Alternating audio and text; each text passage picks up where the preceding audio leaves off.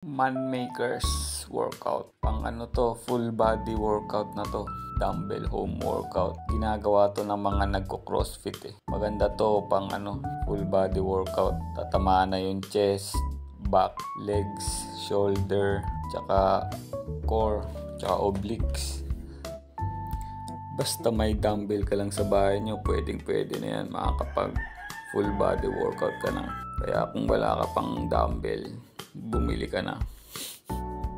Yan, pagka nag-push up ka, chest tama niyan. Tapos renegade row, back tama niyan. Tapos pagka umangat ka, squat, legs tama niyan. Tapos press, shoulder tama nun. Kaya maganda yan pang full body workout.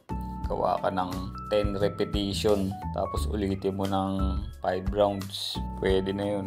Makakapag-burn ka na ng fats nun. Kaya 300 to 400 calories.